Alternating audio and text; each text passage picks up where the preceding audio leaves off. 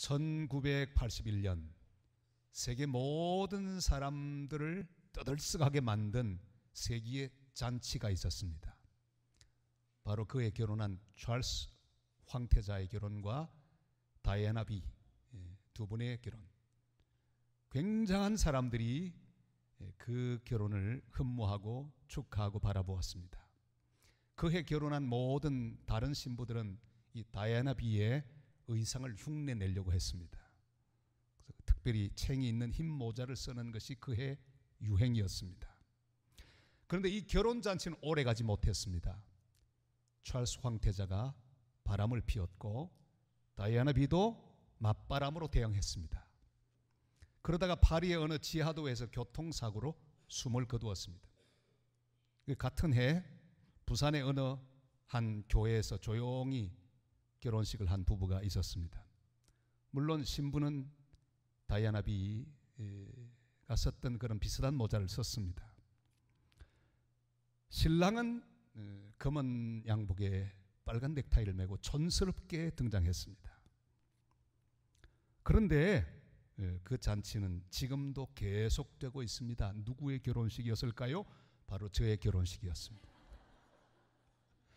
사진을 띄우고 싶었는데 너무 촌스러웠어요. 까만 양복에 빨간 넥타이. 그때는 또 그게 트렌드였습니다. 참으로 그 잔치는 지금까지 38년째 계속되고 있습니다. 왜냐하면 우리 주님 예수 그리스도와 함께 출발했고 지금까지 주님께서 우리 인생의 잔치를 은혜로 이어주셨기 때문입니다. 갈릴리 가나에도 잔치가 열렸습니다. 예수님이 거기에 초청받으셨기에 거기 계셨습니다. 주님이 함께 계시다면 그곳이 어느 곳이든지 잔치집입니다. 우리 인생, 주님을 모시고 살아가는 인생이기에 우리의 인생 모든 장소는 다 잔치집입니다. 오늘 여기 2절이 말씀하고 있죠. 다 같이 읽습니다. 예수와 그 제자들도 본래 청함을 받았더니 청함받고 그 자리에 계셨습니다. 그래서 잔치집이었습니다. 원래 하나님께서 창조하신 세상은 잔치집 같은 세상이었습니다. 환경이 완벽했습니다. 조화가 있었습니다. 기쁨이 있었습니다. 평안이 있었습니다. 아담 하와는 하나님 보시기에 아름다운 부부였습니다.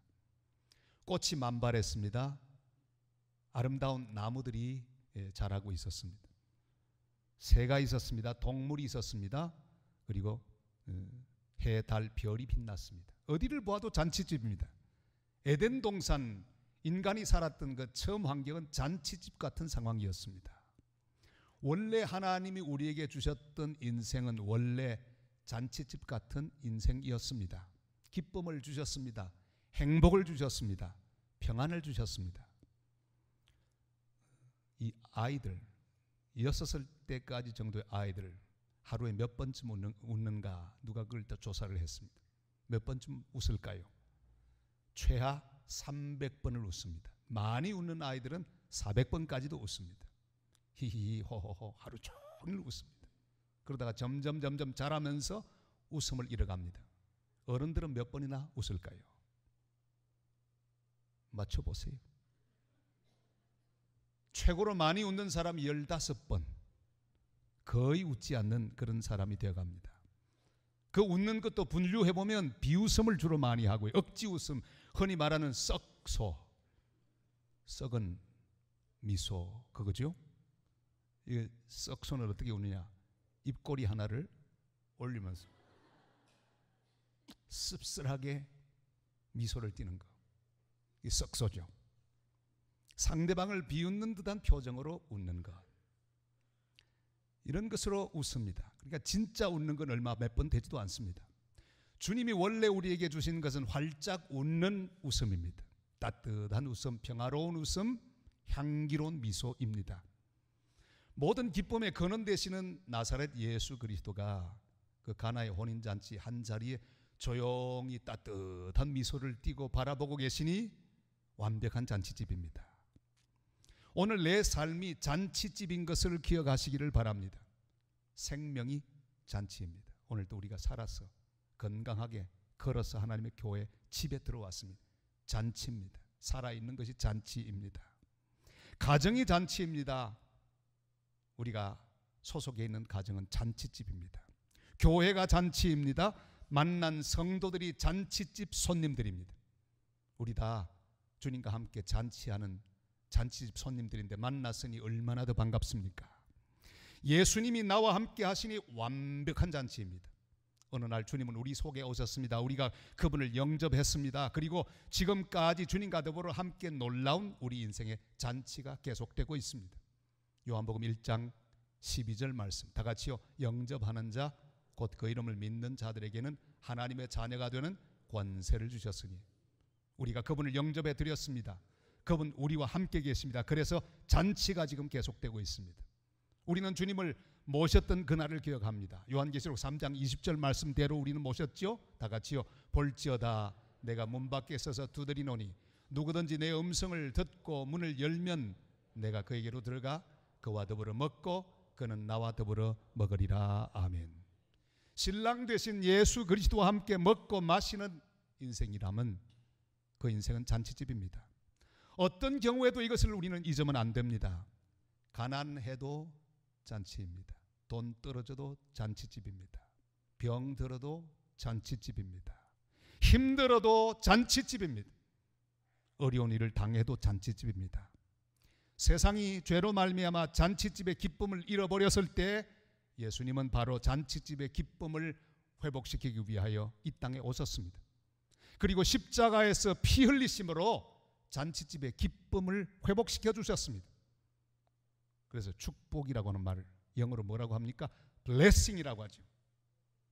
blessing이라고 하는 이 말은 어디서 왔을까요? bleed라고 하는 말에서 옵니다. 피 흘리다, 그런 뜻이죠. 피 흘리는 것과 축복이 무슨 관계가 있습니까?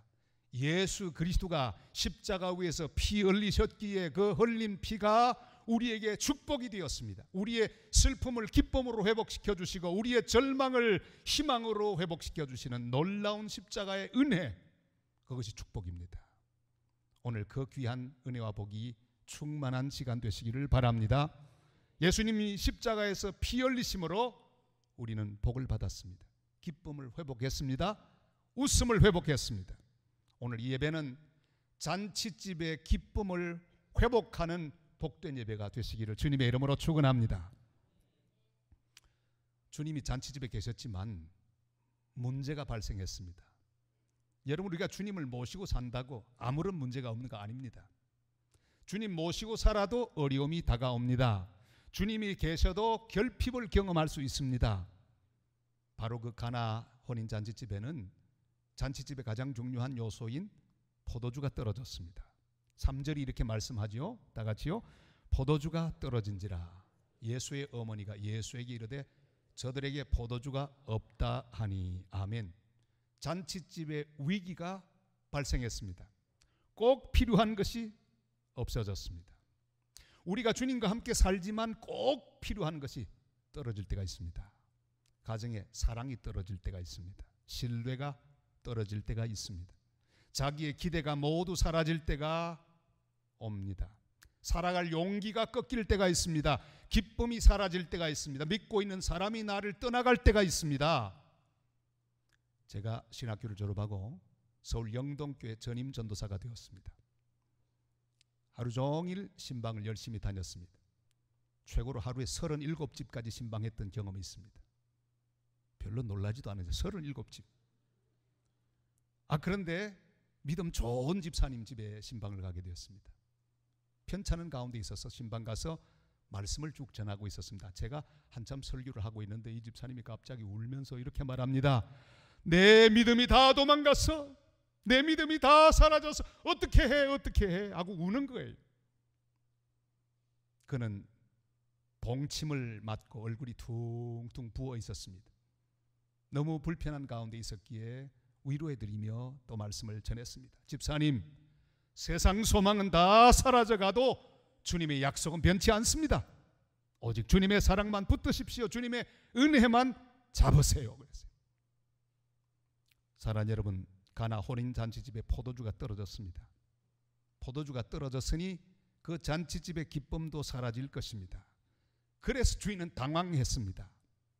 그런데 주인이 한 가지 모르는 게 있었습니다. 그 잔치집의 진짜 기쁨은 포도주에서 온 것이 아니라 조용히 손님으로 앉아 계신 아름다운 미소, 따뜻한 미소의 주인공이셨던 예수 그리스도에게서 온다는 사실을 그가 몰랐습니다. 영원한 기쁨이 되시는 예수 그리스도가 거기 계시기에 모든 것은 다 떨어져도 아무런 문제가 없습니다. 예수님이 인간 기쁨의 근원이기 때문입니다. 우리 주님 예수 그리스도가 인간의 모든 부족함을 채워주시기 때문입니다. 저는 이 바흐의 음악을 참 좋아합니다.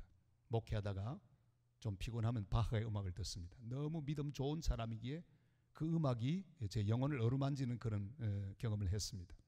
칸타타 147번에 나오는 합창 예수는 인간 기쁨의 근원, 아름다운 찬양이죠.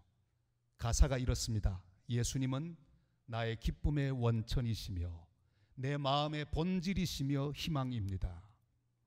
예수님은 모든 근심에서 나를 보호하시며 내 생명에는 힘의 근원이 되시며 내 눈에는 태양이며 기쁨이 되시고 나의 영혼에는 기쁨이며 보물입니다. 그래서 나는 내 마음과 눈에서 예수님을 멀리 하려 하지 않으려 합니다. 얼마나 아름답습니까? 어떤 결핍의 상황에서도 우리 인생 잔치의 현장에 함께 계신 주님을 바라보고 그를 통하여 채워지고 해결받는 복된 믿음의 성도들 다 되시기를 주님의 이름으로 축원합니다. 그럼 어떻게 하면 잃어버린 기쁨, 그 기쁨이 없어진 잔치집의 문제를 해결할 수 있을까요? 오늘 성경이 우리에게 말씀합니다. 무슨 말씀을 하시든지 그대로 하라. 우리 한번 같이 할까요? 무슨 말씀이든지 그대로 하라. 5절 말씀을 다 같이 읽겠습니다. 그의 어머니가 하인들에게 이르되 너희에게 무슨 말씀을 하시든지 그대로 하라 하니라. 아멘. 비록 잔치집에 포도주가 떨어졌지만 잔치집에 아무런 문제 없습니다. 왜냐하면 잔치집의 핵심이 포도주가 아니기 때문입니다. 예수님이 핵심입니다. 여러분 기억하십시오. 우리 인생의 핵심이 돈이 아닙니다. 건강이 아닙니다. 관계가 아닙니다. 우리 인생의 핵심, 그것은 바로 우리를 지켜보고 함께 동행하는 예수 그리스도, 주님만이 우리 잔치집의 중심입니다. 주님만 계시면 됩니다. 내 인생에 돈 떨어진 것 문제가 아닙니다. 건강이 없는 것 문제 아닙니다. 사람들이 나를 버린 것, 믿을 만한 사람이 없는 것, 이게 문제가 아닙니다. 오직 예수님만 계시면 됩니다. 이미 우리 인생의 가장 중요한 자리를 잡고 지금도 우리와 동행하시는 예수님 계시니 아무런 문제가 없습니다. 이제 본문에 있는 그대로만 하시면 돼요. 예수님께 알리기만 하면 됩니다. 3절 말씀 우리 다 같이 읽겠습니다. 포도주가 떨어진지라 예수의 어머니가 예수에게 이르되 저들에게 포도주가 없다 하니. 아멘. 주님은 마리아에게 아직 내 때가 이르지 않았다고 말씀하셨습니다. 그러나 기도의 때는 항상 열려 있습니다. 지금이 기도할 때입니다. 주님께 알리면 됩니다. 주님은 밤에 찾아온 친구 비유를 해주셨죠. 이미 친구는 밤에 옷을 벗고 잠자리에 들어가 있습니다. 자기를 찾아온 친구를 위해서는 그 친구에게 떡을 빌려야 합니다. 그런데 이미 들어가 버렸습니다. 문이 닫혔습니다. 때가 아닙니다. 그러나 그는 간청합니다. 그랬더니 때가 훨씬 지나가버린 그 시점에 친구는 일어나서 소용대로 주었습니다. 무슨 말씀입니까? 기도의 때는 항상 준비되어 있다는 말씀이에요. 주님께 나오는 자를 주님은 절대 거절하지 않을 것입니다. 지금 모든 것을 주님께 알리시기를 바랍니다. 지금은 은혜 받을 만한 때입니다. 주님은 응답하시기를 기뻐하십니다. 고린도후서 6장 2절이 이렇게 말씀하지요. 다 같이요. 이르시되 내가 은혜 베풀 때 너에게 듣고 구원의 날에 너를 도왔다 하였으니 보라 지금은 은혜 받을 만한 때요. 보라 지금은 구원의 날이로다. 아멘. 소경 거지 바디메오도 주님을 향해 부르짖기에 때가 좋지 않았습니다. 제자들이 만류했습니다. 제지했습니다. 사람들이 너무 많았습니다. 그럼에도 불구하고 가장 적합한 때라는 믿음을 가지고 다윗의 자손 예수여 나를 불쌍히 여기소서 부르짖을 때 주님은 그를 보시고 멈추어 서서 그를 치료해 주시고 회복시켜 주셨습니다. 지금이야말로 은혜 받기 가장 좋은 때입니다. 앞으로 좋은 때가 오지 않습니다. 지금입니다. 주님께 알리기를 바랍니다. 포도주가 없다고 알리시기를 바랍니다. 힘이 부족하고 건강이 부족하고 용기가 부족하다고 알리시기를 바랍니다. 그러면 주님께서 채워주실 것입니다. 한 걸음 나가서 우리가 빈 항아리를 준비해야 합니다. 빈 항아리가 준비되어야 주님은 거기 채울 수 있습니다. 그릇이 있어야 합니다. 신학교 다닐 때 사경회가 있어서 공지사항을 보았습니다. 그랬더니 성경 찬송, 세면 도구, 근데 마지막에 하나 딱 있었어요. 빈 마음. 저는 그게 제일 마음이 들었습니다. 빈 마음으로 오라는 거예요. 은혜 받을 준비를 하고 기대하는 마음으로 오라는 말씀입니다. 준비된 마음 위에 주님의 은혜가 임합니다. 여러분 예배 때마다 빈 마음으로 주님 앞에 나오시기를 바랍니다. 은혜 받을 기대와 준비를 하고 나오시기를 바랍니다. 주님이 응답하여 주실 것입니다. 주님께서 하실 일을 기대하고 빈 마음으로 주님 앞에 나아가 간구하는 하나님의 사람들이 되시기를 바랍니다. 엘리사 선지자 때 죽은 제자의 아내가 궁핍 가운데 빚을졌습니다. 아들 둘마저도 빼앗기게 되었습니다. 엘리사가 그를 돕기 위해 취한 해결책은 무엇입니까? 이웃들에게 가서 그릇들을 빌려오게 했습니다. 될 수 있는 대로 많은 그릇을 빌려오게 했습니다.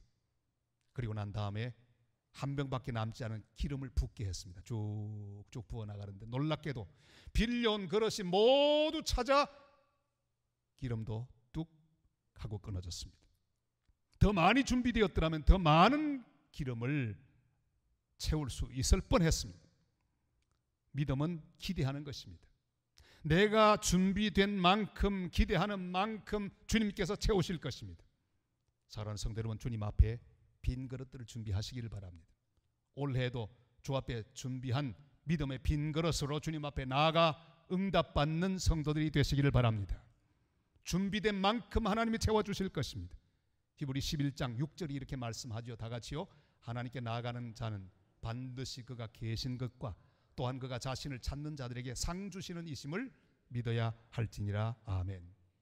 예배가 무엇입니까? 바로 주님 앞에 내 인생의 빈 잔들을 드리는 것입니다. 빈 그릇들을 가지고 가는 것입니다. 주님 앞에 빈 그릇들을 가지고 가십시다. 주님이 채워서 충만하게 하실 것입니다. 그리고 주님 계속 말씀합니다. 물을 채우라. 7절 말씀 우리 다 같이 읽겠습니다. 예수께서 그들에게 이르시되 항아리에 물을 채우라 하신즉 아귀까지 채우니. 아멘. 내가 할 부분만 하면 됩니다. 물은 채울 수 있습니다. 맹물이야 지천으로 깔려 있지 않습니까? 내가 할 수 있는 것 주님 우리에게 맡기십니다. 기도는 채울 수 있습니다. 순종은 채울 수 있습니다. 찬양은 채울 수 있습니다. 헌신은 채울 수 있습니다. 내가 할 부분은 내가 채워야 합니다. 주님은 우리를 향해 명하십니다. 아귀까지 물을 채우라. 기도로 준비하시기를 바랍니다. 새로운 담임 목사님을 위해 여러분의 기도를 아귀까지 채우시기를 바랍니다. 내 인생의 모든 빈 잔들을 주님 앞에 내어놓고 주님 앞에 기도하며 믿음으로 아귀까지 채울 수 있기를 바랍니다. 하나님 하라고 하는 것을 해야 합니다. 순종을 채워야 합니다. 헌신을 채워야 합니다. 우리가 아무리 해보았자 우리가 채우는 것은 맹물에 불과합니다. 아무리 해보았자 맹물이에요. 우리는 맹물 같은 존재들입니다. 부족한 것뿐입니다. 그래도 채우십시다. 그래도 감당하고 그래도 전도하고 충성하십시다. 그러면 그 다음의 일은 하나님께서 하실 것입니다. 하나님께서 열매 맺게 하여 주실 것입니다. 변화시켜 주실 것입니다. 역사하여 주실 것입니다. 물을 채우는 복된 성도들 다 되시기를 주님의 이름으로 부탁합니다. 그리고 말씀하죠. 이제는 떠다 주라. 같이 할까요? 떠다 주라. 8절 다 같이 읽겠습니다. 이제는 떠서 연회장에게 갖다 주라 하심에 갖다 주었더니. 아멘. 떠다 주라고 하셨습니다. 여러분, 그러나 제자들은 압니다. 자기들이 부은 것은 맹물이라는 것을 알고 있습니다. 줄 수 있는 상황이 아닙니다. 왜? 분명히 맹물을 부었기 때문에. 떠다 주어봤자 맹물인 것을 알고 있었습니다. 그러나 주께서 명하셨습니다. 떠다 주었더니 이미 포도주로 바뀌어 있었습니다. 제 첫 사역지 경기도 여주 세종교회 개척을 하고 교인이 한 30명 되었습니다. 지금도 저는 30명만 보면 마음이 설레입니다. 왜? 어마어마한 숫자로 보이거든요. 어느 토요일 날 설교 준비를 마쳤습니다. 기도하고 있었는데 주님이 말씀합니다. 야, 그 설교 말고 이번 주에는 선교 설교해라. 제가 따졌습니다. 하나님 안 됩니다. 이 30명 가난하고 시골 사람들 배우지도 못했고 어떻게 합니까? 안 됩니다. 한 100명 되면 그때 할 거예요. 아니야, 지금 하라. 설교했습니다. 선교에 대한 설교를 했습니다. 시골 교인들이 이단 바라보듯이 저를 바라보았어요. 이해를 못하는 거예요. 선교회를 조직하고 선교를 시작했습니다. 제자들에게 맹물을 떠서 갖다 주라는 거하고 마찬가지였습니다. 그러나 그렇게 시작했습니다. 그 교회 30명이 그 연말에 60명이 되고 그 이듬해 120명이 4년 만에 200명 모이는 시골 교회로서는 든든한 자립교회가 되었습니다. 저는 그때 체험했습니다. 아하, 맹물이라도 떠다 주었더니 주께서 포도주로 바꾸시는 기적을 행하시는구나. 저는 전 목회지에 그런 경험을 하고 지금까지 그 귀한 하나님의 은혜를 간직하고 있습니다. 부산, 울산, 경남의 7개 노회 약 824개 교회가 헌금했습니다. 100억을 헌금해가지고 설립한 학교, 대학이 바로 부산 장신대학교입니다. 잔치집 같은 학교였습니다. 신나게 잘 진행되던 그런 학교였습니다. 824교회 사랑을 받았습니다. 우리 교회도 1억이나 헌금을 했습니다. 그렇게 잘 유지되는 교회였는데 그만 포도주가 떨어졌습니다. 신뢰가 떨어지고 돈이 떨어지고 기쁨이 떨어졌습니다. 주님은 지난 목요일 그 기쁨을 회복시키기 위해 저를 보내셨습니다. 저를 부르셨습니다. 가서 주님께 알리고 빈 항아리를 준비하게 하는 귀한 사역을 위하여, 회복시키는 사역을 위하여 저를 보내셨습니다. 저는 가서 주님께 알릴 것입니다. 그리고 빈 항아리를 준비하고 열심으로 물을 채울 것입니다. 믿음으로 준비할 것입니다. 여러분이 할 일은 무엇입니까? 제가 준비한 빈 항아리에 물을 채워주시는 것이에요. 기도의 물을 채워주시기를 바랍니다. 이렇게 꼭 기도로 채워주실 분만 아멘. 요거밖에 안 나옵니까? 여러분, 기도로 물을 채워주세요. 그러면 살아날 것입니다. 사랑의 물을 보내주시고 격려의 물을 보내주시고 헌금의 물을 채워주시면 그 학생들을 제가 잘 키워내겠습니다. 저는 우리 학생들에게 아직 말하지 않았는데 꿍꿍이 속이 있습니다. 왜 가는지 아세요? 그 아이들을 몽땅 다 열방에 선교사를 보낼 것입니다. 꿍꿍이 속이 있어요. 몽땅 보낼 것이에요. 차츰 제 본심을 드러낼 것입니다. 전부 선교사로 보낼 것이에요.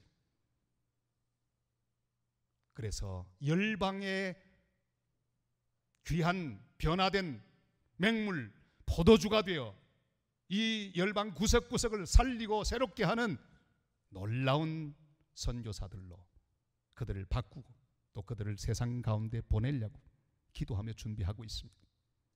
열방의 목마른 자들을 먹이기 위해 떠다주는 일을 계속할 것입니다.